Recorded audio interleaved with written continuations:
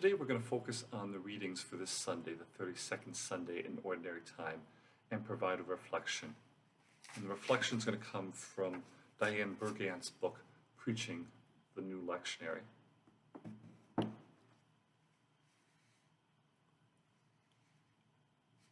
And the past few weeks, we've heard about the reign of God, and that it's a banquet, a vineyard, or a community committed to justice. This week, there's a significant shift, and we focus our gaze on the end of time, which is the goal of the kingdom.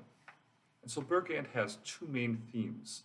One is the end, and the second is gathering wisdom and being vigilant. Regarding the end, she asked the question, at what age do we generally realize that we will someday die? Do we have to die before we're able to realize what death really is? Or is death transition from life to another form of existence? Do the dead experience the loss of life?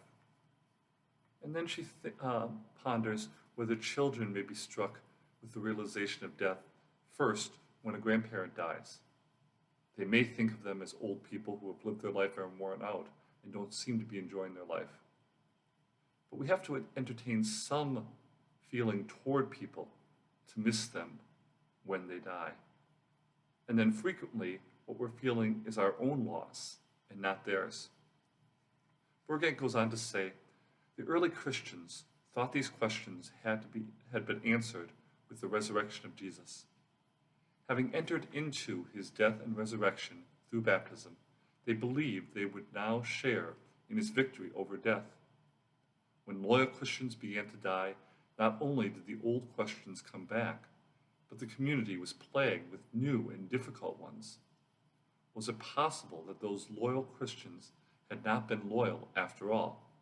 Or worse, were the promises made by Jesus empty promises? Had his death been as final as have been all other deaths? And was the report of his resurrection an illusion? She says that we know that St. Paul assures us that everything was true. Christ has died, he did rise, and he will come again, and all the faithful will be joined with him. How it will happen, we don't know. When it will happen, we don't know. But that it will happen, we do know. And then looking at the gathering of wisdom and being vigilant, again, this Sunday's gospel is the parable of the 10 virgins. While we can't live as if the end is already upon us, we must still live as if the end is imminent. And how are we to do this?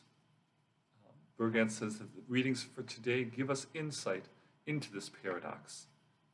She says, the only way to live life fully is to live it in the present. What we have from the past is the wisdom we have gleaned from it. We cannot be sure about the future because so many circumstances can overturn the plans we have set.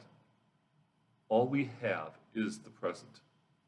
However, we cannot live myopically in the present. We must bring the wisdom of the past to bear on the present, where we will live with an eye to the future. And she says that wisdom that we've culled from life becomes the treasury from which we can bring the prudence and insight needed to negotiate life's paradoxes. That wisdom throws light on our strengths and our weaknesses and enables us to discern what is important and what is not. That wisdom directs us to bring extra oil for lamps. Life and the wisdom we have acquired through it have taught us that we can indeed trust the promises of God. They have been fulfilled in the past, and wisdom assures us that they'll be fulfilled in the future. But it is the wisdom that cautions us to be vigilant, to be ready to adjust our plans. It is wisdom that prepares us for the night watches of life.